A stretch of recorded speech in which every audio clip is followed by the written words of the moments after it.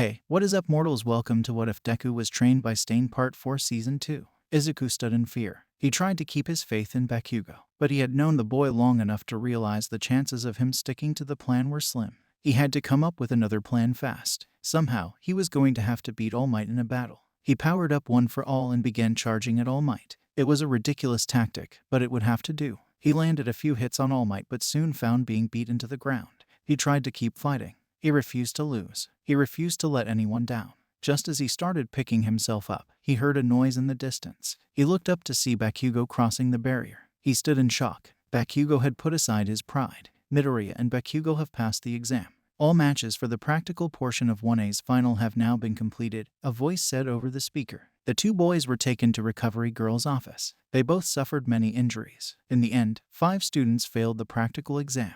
2 teams, consisting of Kirishima and Sato and Ashido and Kaminari respectively, as well as Zero, who did not do enough to pass. It was later announced that all students would go to the summer training camp, regardless of whether or not they passed the exam. The class, aside from Bakugo and Todoroki, all decided to go to the mall to get last-minute supplies. When they arrived at the mall, Izuku was amazed at the wide selection of items the mall provided. The class ultimately decided to split up so they could better suit their needs. Everyone seemed to leave in a flash, leaving only Izuku and Uraraka. Uraraka left in a hurry for reasons unknown to Izuku. He decided not to worry about it and prepared to go on his way when he heard a voice behind him. "Oh, it's someone from UA, cool," the somewhat harsh voice said behind him. "Let me get your autograph," the voice stated, getting closer. Suddenly there was an arm around him. It pulled him as if he was an old friend. Izuku wasn't able to comprehend the situation as the voice began speaking again. "You were the one who threw the sports festival, right?" the voice inquired. "I didn't throw it. I gave it my all. But I wasn't strong enough to win," Midoriya retorted. The kid in first didn't seem to think so. "I can see where he's coming from after your fight with the Todoroki kid," the man said. "You know, it's funny. I didn't expect to see you of all people here. But here we are. It's almost like we were destined to meet again," the man continued as he wrapped a hand around Izuku's throat, leaving his middle finger in the air. Izuku was smart enough to recognize the man. "But well, from your perspective we haven't met since the attack on UA, huh? Why don't we have tea or something?" Izuku Midoriya, Shigaraki's face came into full view.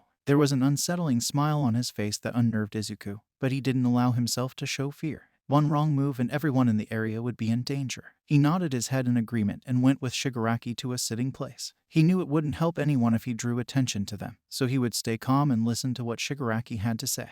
He would not risk civilian lives for the sake of capturing this villain. It wasn't the time nor the place. Anyway, I hate everything. But what pisses me off the most right now is the hero killer. He refuses to join the league because I said I didn't like you. Despite what I think he seems to be getting a lot of attention. He has sympathizers despite him rarely explaining his goals. Meanwhile, the league can barely get any recruits aside from crazies and thugs despite everything we've done. He seems to think he's so different.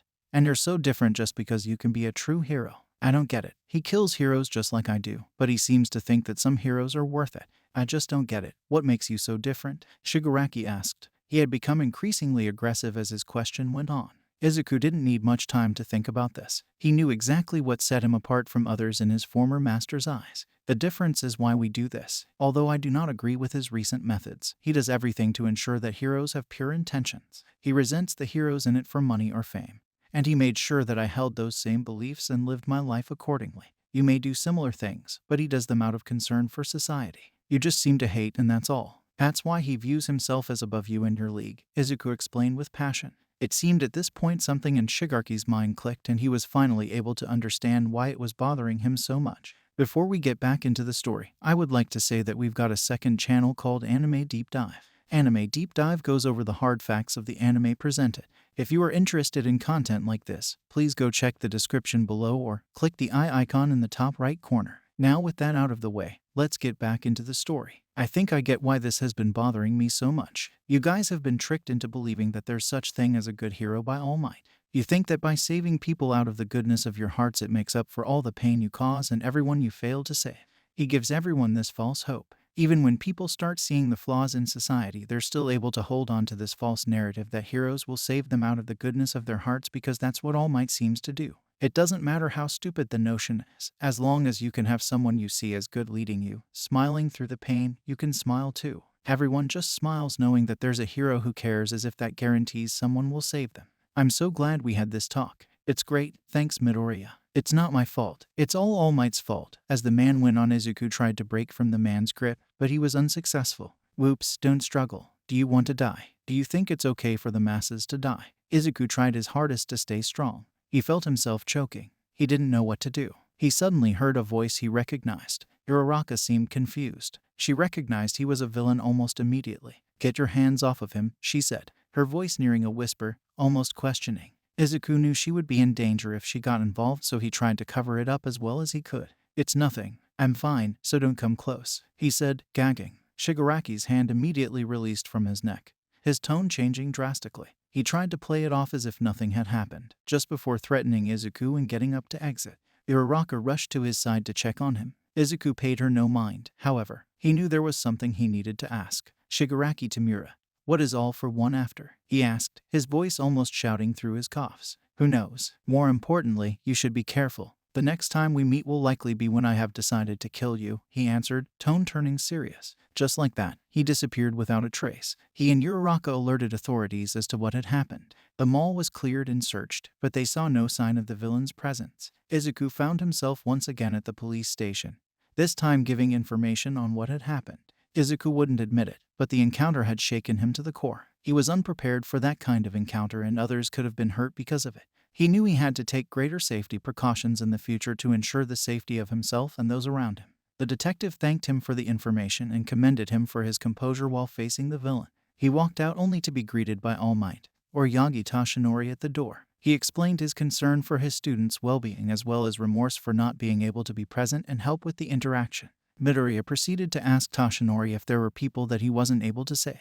Tashinori explained that there were, and while he regretted not being able to save them, he tried not to take it too hard on himself, as even though he was the #1 hero, he was still capable of making errors, as well as not being able to be everywhere at once. The best he can do is be a beacon of light where he can, and hope people in other places do not lose faith because of him. His mom came from the opposite end of the alley with tears in her eyes. Izuku tried to reassure her that he was safe and they were taken home. When Izuku got home, he was met with messages from Stain asking him if he was okay. Izuku couldn't help but find this comforting. He found it nice that even after their fight, his old mentor still cared about his well-being. Izuku explained what happened with Shigaraki and that he was scared but was told he handled it well. He found himself confiding a lot more than he expected in his former mentor, going as far as writing down Shigaraki's words as accurately as possible. He was met with Stain explaining how proud he was in him for standing for his beliefs despite being under immense pressure. Stain went on to tell Izuku about how much his encounter with Izuku had influenced him. He had decided that using violence to combat violence wasn't going to get him anywhere, and that he instead has decided to turn to vigilante work,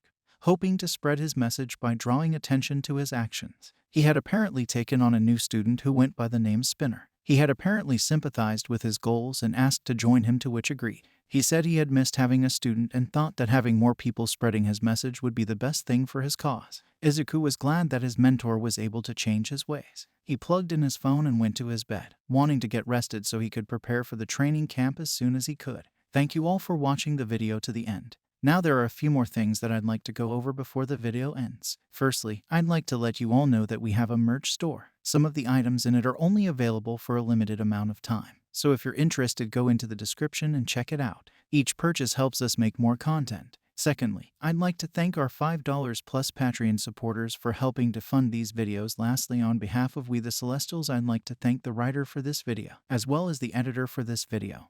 Their details will be in the description. If you're a voice actor, editor, or writer, or you're interested in becoming one of those, go to the Discord that is in the description of this video and hit up the head of one of those areas. We're always looking for members to join us. That's it from us for today's video. So thank you all for watching, and don't forget to hit that subscribe button if you're interested, and hit that like button if you liked the video. Until next time, peace out mortals, have an amazing day.